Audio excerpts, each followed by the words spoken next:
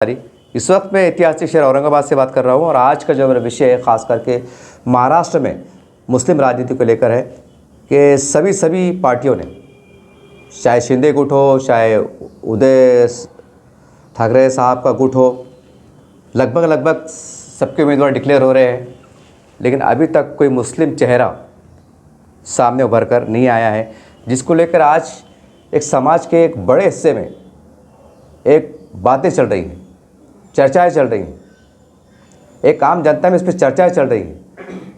अब सवाल ये है कि इसमें जो महाविकास आघाड़ी से जुड़े हुए मुसलमान नेता है, एक ज़िम्मेदार नेता है पूरे महाराष्ट्र में, हर ज़िले में के सदर पाए जाते हैं, तालुका अध्यक्ष पाए जाते हैं, जो भी है, जो भी आपकी जिम्मेदारी है, तो ये उनका अखलाकी फ़र्ज़ था, यह फ़र्ज़ है, अभी वक्त बचा है कि साहब कम से कम एक पार्टी का तो दो, एक मुस्लिम उम्मीदवार तो दो लोकसभा में।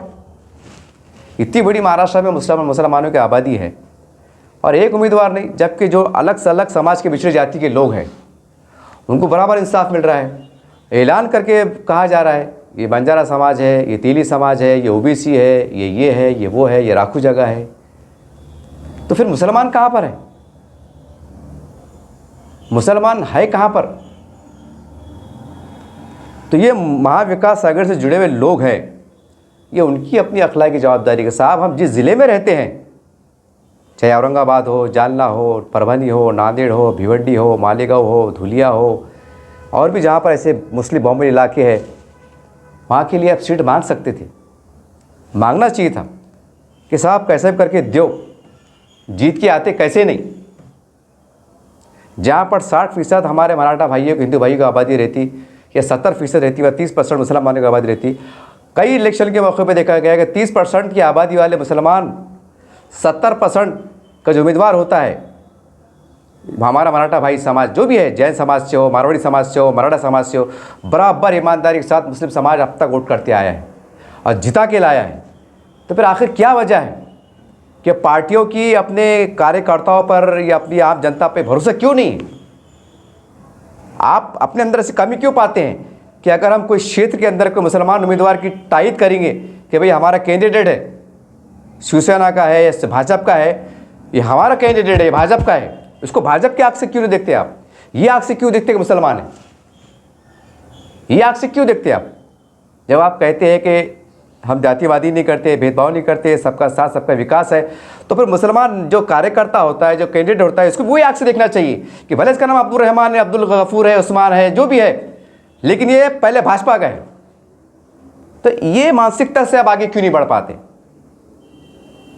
ये एक सबसे बड़ा सवाल आज सोशल मीडिया पे भी चल रहा है, मीडिया पे भी चल रहा है और एक आम जनता में चल रहा है। ये बात बहुत अकल के बाहर की बात है कि पूरे महाराष्ट्र में महाविकास आघाड़ी जितने भी जिम्मेदार मुसलमान हैं, कुछ आजी है, कुछ माजी है, कुछ आज के करंट के हैं, अच्छे लोग हैं, काबिल लोग हैं, तो वो डट के सब मिलके एक मांग क्यों नहीं कर रहे साहब महाराष्ट्र में इतने सीटें, 48 सीटें, कम से कम 1-2 सीट तो दो, या शिंदे गुट से एक, या ठाकरे गुट से एक, या ऐसा कुछ से एक, ऐसा होना चाहिए ना। क्या 12% 15% जो महाराष्ट्र में मुसलमान हैं, इनकी कोई वैल्यूएशन नहीं, कोई वैल्यू नहीं। एक तरफ आप बोलते हैं कि भाजपा जो है तो जातिवादी पार्टी कर रही है, ये हिंदुत्व की बात कर रही है, ऐसा आप आरोप लगाते हैं। और जब आप अपने गिरबान में झांक के देखो ना आप कि एक मुसलमान उम्मीदवार, कि आपको अपने आप पे भरोसा नहीं है कि मैं पक्ष का सरबराह हूं, अगर मैं किसी के हाथ पे सर पे हाथ रख दूं तो लोग मेरे हिंदुत्व को देखकर, मेरी पार्टी को देखकर, मुझे देखकर इसको चुन के दे देंगे? ऐसा मुमकिन नहीं है।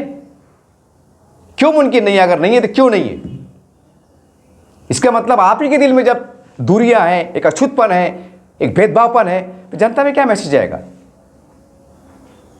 चलो ऐसा भी नहीं, थोड़ी देर के वास्ते कि चलो भाई नहीं तो नहीं टिकट, तो कम से कम जीत के आने के बाद उनकी जो जायज़ समस्या है, जो आज जिनके मसाइल है लीगल, उसके ऊपर फिर ईमानदारी से काम हो। वहाँ भी ईमानदारी से पूरे काम नहीं होते। हाँ, थोड़े बहुत होते भी है, लीपा पोती से होती है। ये 15-20 साल का आंकड़ा निकाल के देख लो आप, ये भी सच्चाई है। ये तो पार्टी की अपनी पॉलिसी है, पार्टी सरबराहों की, कार्यकर्ताओं की, नेताओं की, इनकी अपनी पॉलिसी है। अब उनके मन में और क्या चल रहा है ये वो जाने और ऊपर वाला जाने। लेकिन ऐसे हालात में हमारे पास जो इस्लामी संगठन होते हैं, जैसे जमात इस्लामी हिंद है, जमीयत उलमा हिंद है, और हमारे सुन्नी जमात है, ये बड़े बड़े संगठन के लोग हैं। कुछ हमारे पास मुसलमानों के सामाजिक संगठन पाए जाते हैं जो बेलौस राजनीति से ऊपर उठकर सब समाज के लिए काम करते हैं। एक बड़ा दायरा होता है, एक अच्छी पकड़ रखते हैं। तो आपके भी तो अखलाकी फ़र्ज़ है ना, तमाम जिम्मेदारों का एक हम मीटिंग बुलाए, हम बात करें, उसमें समाजी संगठन भी हो, इस्लामी जमातों के तमाम जिम्मेदार हो, और सब जिम्मेदार मिलकर एक मुत्तफ़क़ राय से एक मशवरा करें, और मशवरा करके एक 10-15 आदमी लोगों का वफ़द तैयार करें, एक जिसको हम एक मोटे अल्फाज में कमेटी कह सकते हैं, कमेटी का गठन कह सकते हैं, कोर कमेटी कह सकते हैं। वो जाके उद्धव ठाकरे साहब से बात करें कि साहब महाराष्ट्र में हम 12-15% में हैं, हमें 1-2 सीटें दो, आप हमारे लिए काम कीजिए, पूरे महाराष्ट्र फैल के हमारे कैडर्स, हमारे लोग आपके लिए काम करेंगे। कौन सी गुनाह की बात है? कौन सी गुनाह की बात है? संविधान सबके लिए है, संविधान सबके लिए है। ऐसा भी तो नहीं है ना कि चलो ईमानदारी से काम हो जा रहे, चलो हमको अल्लाह अल्लाह करना है, जान दो भाई दुनिया वाले दुनिया का काम कर रहे। अरे दुनिया वाले काम नहीं कर रहे, मुसलमानों के अजीम नुकसान हो रहे, करके तो आपको आवाज़ दी जा रही है ना। और आपको आवाज़ देने की वजह भी एक है, एक वजह है बहुत बड़ी। वजह यह है कि जब देश आज़ाद हो रहा था तो यही उलमा इकराम बिला लिहाज तफरीक सब ने आज़ादी को लड़ाई को लड़ा, फांसी के फंदे को चूमा। तो मेरा एक अदना सा सवाल है, मैं एक मामूली सा इंसान हूँ, मैं आपसे तमाम हमारे जो रहबर है, एक तरह से उलमा इकराम हमारे अम्बे के वारिस है, मैं आपसे बड़ा अदब एहतराम से पूछता हूँ कि उस वक्त जो उलमा इकराम थे उन्होंने क्या सोच के फांसी के फंदे को चूमा था? क्या फांसी के लगने के बाद, मरने के बाद अल्लाह हमको जन्नत देगा? क्या उनके ख्यालात थे, या वो कौन से टाइप के उलमा इकराम थे? हमें तो बताइए, नई नस्लों को तो बताइए आप कि वो उलमा इकराम ये नस्ल के थे, ये सोच के थे, विचारधारा के थे, उनकी पॉलिसी ये थी कि वो सही थे या गलत थे, कुछ तो बताइए। हमें तो आप पे फ़ख्र होता है ना कि आप हमारे एक नंबर 1 तो आप उलमा हैं, हमें फ़ख्र होता है आप पर। दूसरी का अंबिया के वारिस है, आपका बहुत बड़ा मुकाम है, बहुत बड़ा हम अदब और निगाह से आपको देखते हैं। तो जब इतनी टूट-फूट हो रही है, 75 साल निकल गए हैं, ताबई की तरफ समाज चले जा रहा है, और हम खाली निवेदन दे रहे हैं। और कब दे रहे हैं? जब कोई बस्ती उजड़ जाती हैं, कोई दंगे हो जाते हैं, 10-20 लोग अंदर हो जाते हैं, तो जब आप मिलके जाते हैं, टीवी स्क्रीन पे दिखता है कि भाई फला तंजीम के जिम्मेदार जो है तो बातचीत कर रहे हैं वज़ीर आला से, गृह मंत्री से। क्या बेबसी नहीं है? कौन से हिसाब से हम वहाँ जाते हैं? अब आप बोलेंगे संविधान है, वो मुख्यमंत्री सबके है, हम पे सब पे अधिकार है, तो फिर लोकशाही में आप अपना अधिकार क्यों नहीं बताते? नौज़ बिल्लाह माज़अल्लाह के शिर्क है कि बिद्दत है कि कुफ्र है क्या ये? एक 4 दिन का इलेक्शन रहता, महीने भर का, अच्छे अंदाज से शरीक कीजिए, जो मायदे हो रहे, बातचीत हो रहे, उसको प्रेस के सामने लाइए, आवाम के सामने लाइए, मुसलमानों के सामने लाइए कि देखो हमने उनसे ये बात की है, उन्होंने हमको तयक़ुन दिया है, आश्वासन दिया है, अब अल्लाह है, अब हम काम पे लग गए। कुछ तो उसके असरात आएंगे, कुछ तो उसके नताइज आएंगे। चल रहा है बस, हर तबका लड़ रहा है, भिड़ रहा है, जो बिछड़ी जाति के समाज से भिड़ रहा है कि मेरे ज़िले में, मेरे ताल्लुक़े में हमारी इतनी बहुत संख्या है, हमारी इतनी आबादी है, हमको जो है तो उम्मीदवारी चाहिए, हमारी आबादी के हिसाब से हमको भागीदारी चाहिए। दूसरा समाज लोकशाही माध्यम से पूरा अमन तरीके से लड़ रहा है, भिड़ रहा है, और वो कामयाबी पा भी रहा है। तो मुसलमानों को कामयाबी क्यों नहीं मिल सकती? क्यों नहीं मिल सकती है?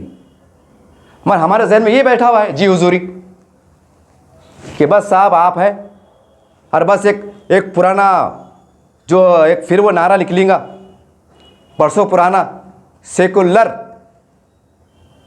जबकि सेकुलरिज्म के पर्दे के पीछे कितने बदनुमा दाग है, कितने मुसलमानों की 75 साल में तबाहकारियों की दास्तानें हैं, वो नहीं बताते, वो नहीं बता। खाली सेकुलरिज्म, अरे अगर सेकुलरिज्म अच्छा है तो 50 सालों में हम तबाह बर्बाद हुए कैसा, ये भी तो आपको बताना चाहिए ना। जब तबाह बर्बाद हो रहे तो आप तो हयात जिंदा थे ना, फिर आपने डंके चोट पे रोके क्यों नहीं? पुरअमन तरीके से इल्ज़ाम लिए क्यों नहीं, उनको चेतावनी दिए क्यों नहीं लोकशाही माध्यम से कि अगर आइंदा ये हमारा आप काम नहीं करते हैं तो आइंदा लोकसभा इलेक्शन में खबरदार, हम बीजेपी के साथ जाने का काम नहीं करेंगे। कुछ तो हलचल करते, कुछ तो आता।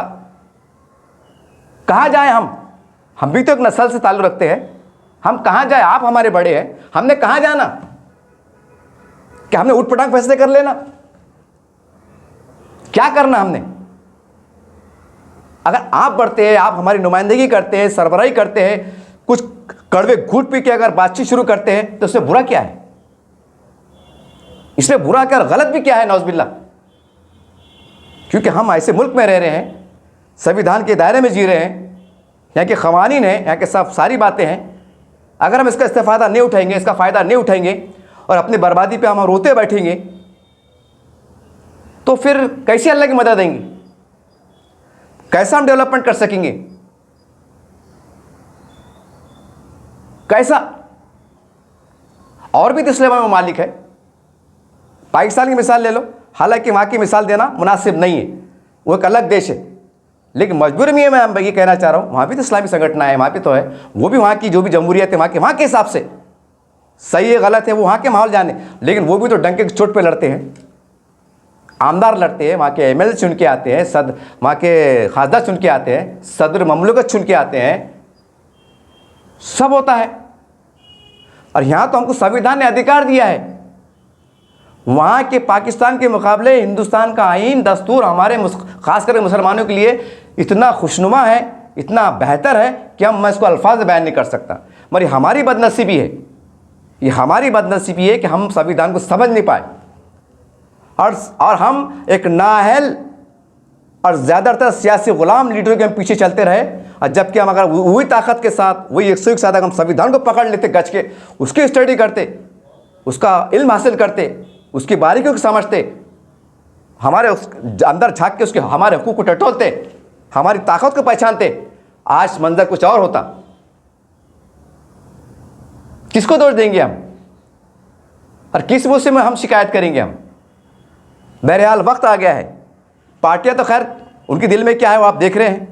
अगर दिल में रहता तो कम से कम एक एक पार्टी, उदय गुट से एक आधी मुसलमान नेता, शिंदे गुट से एक आधी मुसलमान नेता ज़रूर मिलता ना भाई। अरे ये मुसलमान भी तो आपको वोट देते हैं, आपको अपना वज़ीर आला तस्लीम करते हैं, चुन के बाद आपको आमदार तस्लीम करते हैं, चुन के आने के बाद आपको खासदार तस्लीम करते हैं, आपको पालक मंत्री मानते हैं, सारी बात आपके साथ जुड़ते हैं। तो फिर इनको सियासी तौर पर इंसाफ देने में, इनको जिता के लाने में आप नाकाम क्यों हैं? नाकाम क्यों हैं? ये सवाल तो बड़ी शिद्दत के साथ उठ रहा है पूरे महाराष्ट्र में। बट दूसरी बदनसीबी की बात यह है, अगर कोई आज़ाद उम्मीदवार मुसलमान चुन के आ जाता है आमदार में या खासदार में, तो हमारी डबल बदनसीबी शुरू हो जाती। इसलिए क्योंकि वो एक दो उम्मीदवार की विधानसभा में चलती नहीं, क्योंकि वहाँ पर बहुमत के आंकड़े चलते हैं, कोई चीज़ पास होती नहीं है। जो लीगलाइज जो फंड मिलता है, लो बाबा काम करो, उसके अंदर 17 अड़थड़े, क्या क्या तकलीफ होती है वो तो आपको सब मालूम है, बोलने बताने की ज़रूरत नहीं है। यानी चुन के आए बाद भी हम नाकाम, चुन के आए बाद भी हम बेबस रहते।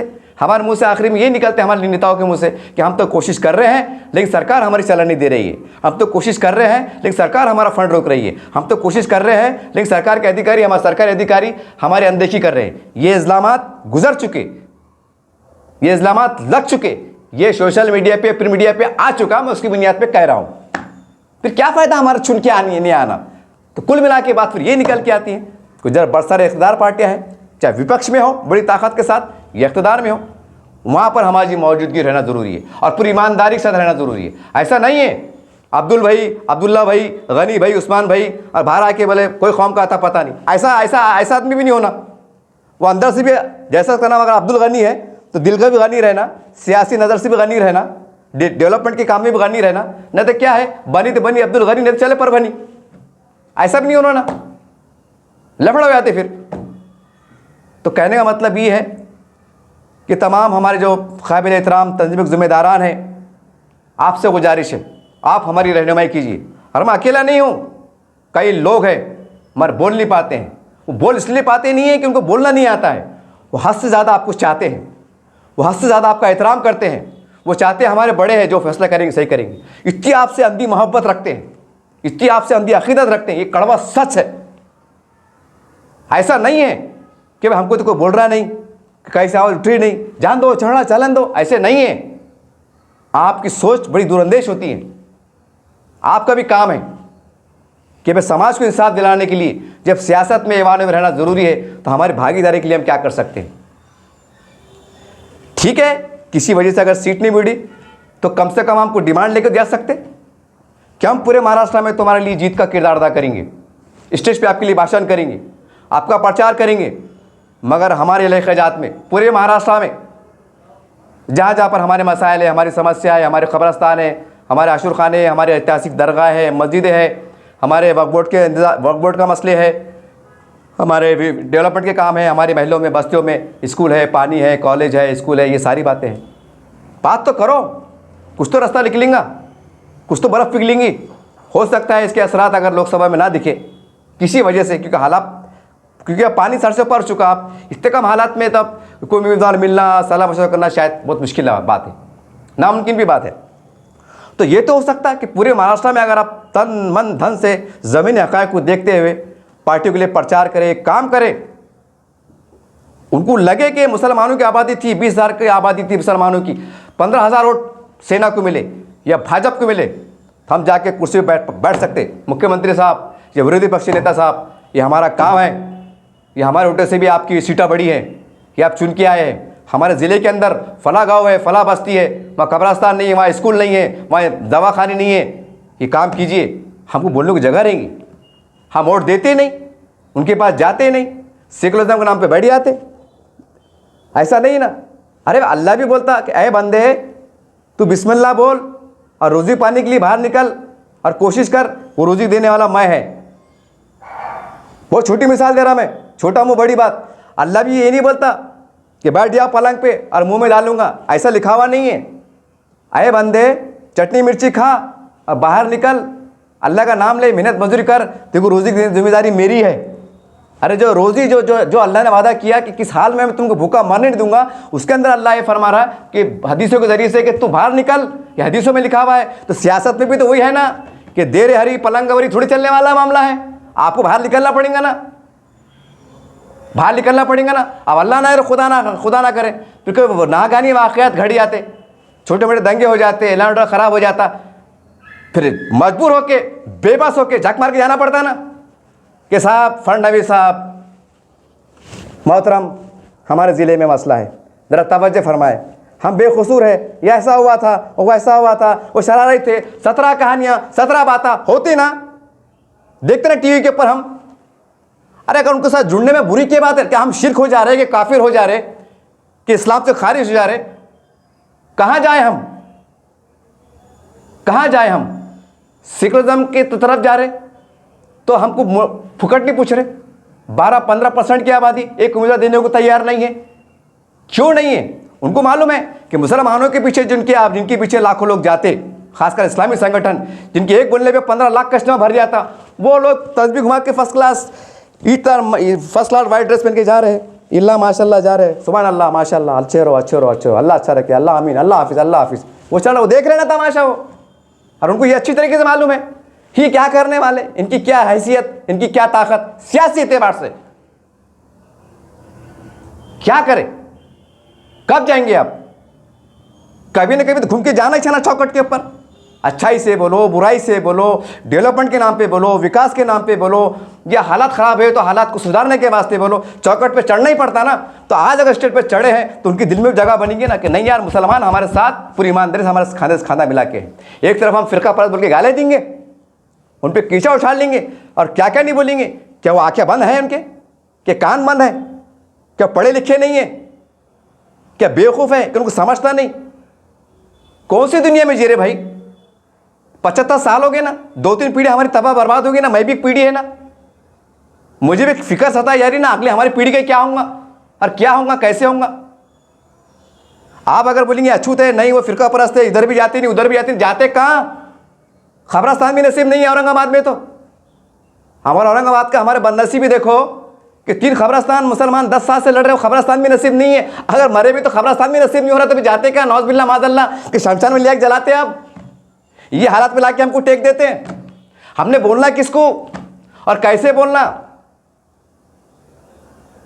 अरे जंगी तो बात होंगी ना कि हाँ मौलाना साहब बैठिए, आप सही बात है, आप सही फरमा रहे हैं, आप बैठिए ठीक है, हम उद्धव ठाकरे साहब से बात करते हैं, कुछ तो मुझ पर जवाब आएगा। और डंके के छोट पे जाओ ना भाई, एक मंशूर बनाओ, एक ये बनाओ, जाओ ना कि इससे पहले हमने देखे नहीं 15-20 सालों में के कागज से निकलते फतवे टाइप में एक अपील, फतवा बोले तो अपील कि भाई हालात को देखते हुए फिरका परस्तों को, ताकतों को हराने के लिए हमें सेकुलर पार्टी के उम्मीदवार को वोट देना है। ये औरंगाबाद की मिसाल बता रहा मैं। औरंगाबाद के अंदर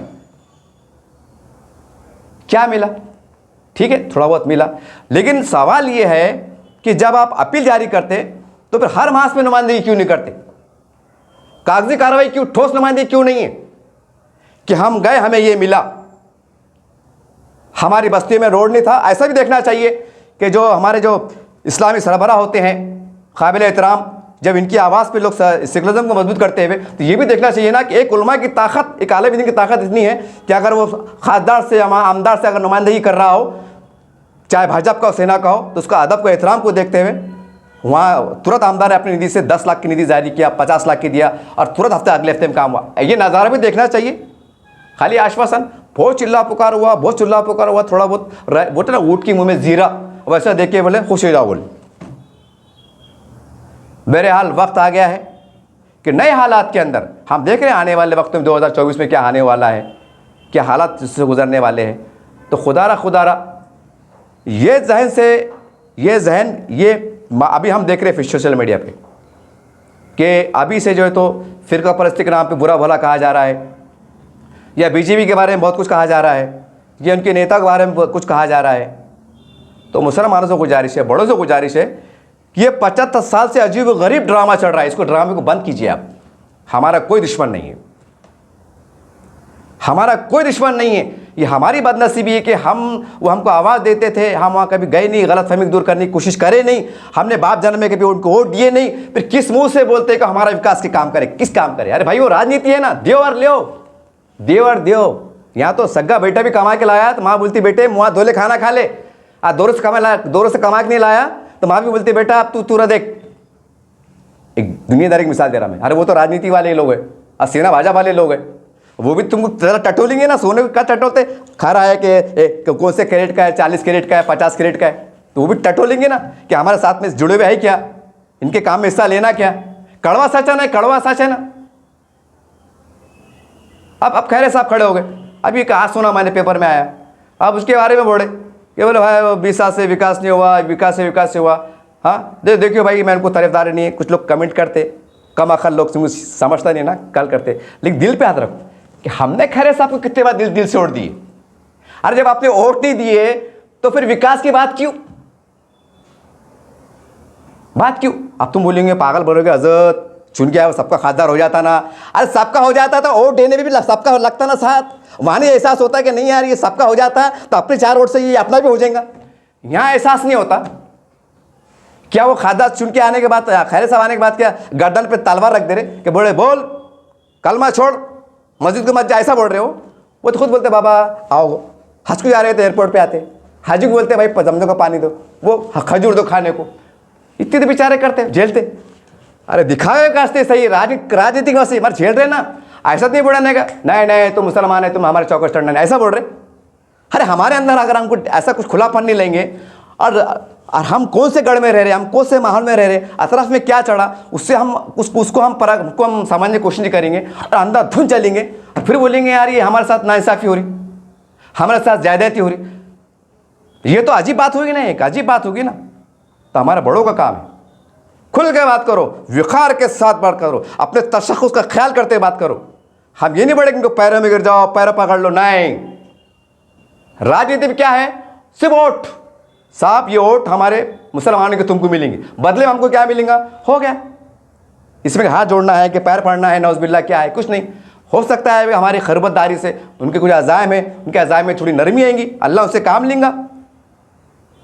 हो सकता है, मुमकिन है, नहीं मुमकिन है ना। आज नहीं होगा, कल नहीं होगा, परसों नहीं होगा, 6 साल नहीं होगा, तो कब होगा? फिर कब होगा? जब चारों तरफ से घेरे जाएंगे सियासी एतबार से, जब तमाम रास्ते बंद हो जाएंगे तो फिर क्या आ जाएंगे? फिर कहाँ जाएंगे? अब जो लखपति करोड़पति लोग हैं, जो माजी है, खासदी है, आमदार है, खासदार है, जो पूरे महाराष्ट्र में बड़े बड़े जिम्मेदार है, वो तो माजी बंगले में रहने, उनका क्या है भाई? उनका कुछ भी नहीं। कुर्सी उतरे भी तो और क्या साहब, आदाब साहब, सलाम साहब, और क्या साहब, बड़े साहब, चल रहा मामला। अरे हमारे गरीब मुसलमानों का क्या? गरीब झोपड़पट्टियों में क्या? जो पानी के लिए मोहताज है, जो रास्ते के लिए मोहताज है, जो लाइट के लिए परेशान है, मुसलमान कब्रिस्तान के लिए परेशान है, उसका क्या? औरंगाबाद की मिसाल भी देना पड़ेंगे ना हमको। अब औरंगाबाद हम देख रहे हैं, अखबार में पढ़े, पुल आ गया, एयरपोर्ट आ गया, पता नहीं क्या क्या हुआ, मगर कड़वा सच है कि औरंगाबाद के मुसलमानों को 3 कब्रिस्तान नहीं मिले और 2 ईदगाह की ज़रूरत है। अगर हमको कब्रिस्तान भी गढ़ने को नहीं मिल रहा, और औरंगाबाद अगर जन्नत बन जा रहा, तो क्या काम की जन्नत? मेरा सवाल है, क्या काम की जन्नत? जरा उनसे जाके पूछो, पड़ेगा वालों से, जब इंतकाल होता ना, चंदा जमा करते, गरीब मर गया ना, खामोशी चंदा जमा करते, खाते में रखते, बोलते हज़रत फिक्र मत करो। एक अकेले में बोल देते, मान जिसी घर में इंतकाल हुआ तो बाहर बोलते अल्लाह बता 100-50 थोड़ा अकला के तौर से, सिर्फ खुदा को मालूम, उनको मालूम, ऐसा नेक काम करके रवाना कर देते। तो फिर आप क्या डेवलपमेंट, और हमारा कौन सा विकास, और कौन करेगा, और कब करेगा, कब करेगा? सवाल है, नहीं सिलकते हुआ सवाल है यार। ये मौजूद है, ये ऐसा नहीं है कि भाई बोलते ना खलील का फाख्र उड़ाते थे, ये ख्याली बात नहीं है कि तुमको मालूम क्या 10 साल बाद क्या होने वाला है, ये वो बात नहीं है। आज जाके देखो नारेगांव की तरफ, पड़ेगा अपने मिटमटे की तरफ, आउटलेट की तरफ, और भी समस्या है। एक मिसाल दिया मैंने, एक हल्की सी मिसाल दिया। और गए साल का इनकलाब पेपर उठा के देखो, बंबई का, वहां के जब खबर खोदी जा रही थी, 4 महीने के बाद खबर खोदी गई थी तो आधी लाश निकल गई थी। 1 साल का अखबार उर्दू टाइम्स इनकलाब में तस्वीर के साथ आया था। वहाँ की महानगर पालिका ने एक्शन ली, बाद में वो क्या हुआ वो अल्लाह जाने। कि ये हाल पे लाते अब कि कब्रिस्तान नसीब नहीं हो रहा तो बम्बई की हालत करते, जबकि ज़मीन मौजूद है, फिर सारे कब्जे हो जाएंगे, फिर बोलेंगे क्या करना है, ज़मीन नहीं है, ज़मीन बताओ हम खरीद के देते। अपने बाप को ज़मीन नहीं मिलती, अरे जब खड़े रहने को ज़मीन नहीं मिली तो कब्रिस्तान की ज़मीन कैसे मिलेंगे? 1 एकड़, 2 एकड़, 3 एकड़? ये तो कड़वा सच है ना भाई। ये भी तो हमारे दीन का, हमारे ईमान का, हमारी ज़रूरत का हिस्सा है ना। ऐसा बढ़ेगा हम गार्डन, अरे खाने को मर रहे, क्या गार्डन लेते? कहने का मतलब क्या है कि वाकयात की तरफ ये हालत मैं इससे मुतवज्जह करा रहा हूं कि इसका जिम्मेदार कौन? इस सबको मुश्तरका तौर पर हमको सबसे बातचीत करना पड़ेगी, डायलॉग करना पड़ेगा। हमारे लिए कोई अछूत नहीं है, हमारा कोई दुश्मन नहीं है। ये सेकुलरिज्म मुसलमानों का ऐसा बांध काम हुआ, मुसलमान कई कहने रहे। अरे ऐसे कई कहने रहे कि जो आप सेकुलर पार्टी जुड़े महाराष्ट्र मुसलमान नेता है, उनकी इतनी जरूरत नहीं हो रही कि साहब हमको एक मुसलमान नेता तो दो। जब हम तुम चुराने की ताकत लगते तो तुम हमको चुराने की ताकत क्यों नहीं लगते? ये अल्फाज मुंह से निकले ना, तो हमारी इतनी बेबसी, इतनी कमजोरी है तो क्यों ऐसा, क्यों? उम्मीद करता हूं कि मुसलमान एक नई सोच के साथ आगे बढ़े, रोना धोना छोड़ दे। हमारा कोई दुश्मन नहीं, उनसे बातचीत करें, उनसे आगे बढ़े, अपने हुकूक के लिए बात करें, डंकी के चोट पे करें। अगर कोई अगर सौदे कर रहा, कोई हमारे आगे नहीं बढ़ा, आप बढ़े जाओ। हर एक को हक है, मेरे को हक है, एक मौज वाले को हक है, बंगार वाले को हक है कि साहब मैं आपके, मेरे मोहल्ले का मैं आपके काम कर रहा हूं, मेरे वार्ड का क्या, मेरे विकास का क्या, ये आपको हक है। अरे काम होते हैं, ऐसा नहीं, ये मत सोचो कि उससे होंगे, इससे होंगे, वो बढ़ेगी, नहीं, कुछ भी नहीं। जनता जनार्दन है। अगर हम 10 लोग भी मिल जाए तो हम इनकलाब पैदा कर सकते हैं, वो सोच के, क्योंकि बाबा साहब का संविधान इतना ताकतवर है। हमको समझना पड़ेगा संविधान क्या चीज़ है। इन नेताओं से ज़्यादा हमको संविधान हमारी ताकत क्या है वो समझना पड़ेगा, जब जाकर तुमको इंसाफ मिलेगा। नहीं तो इससे ज़्यादा तबाही के लिए, सियासी तबाही के लिए आप तैयार रहना पड़ेगा। इस बात से, हकीकत से इनकार नहीं किया जा सकता। ये आज वक्त और हालात की ज़रूरत है। देखते रहिए एपीएस न्यूज़ चैनल। जय हिंद, जय महाराष्ट्र।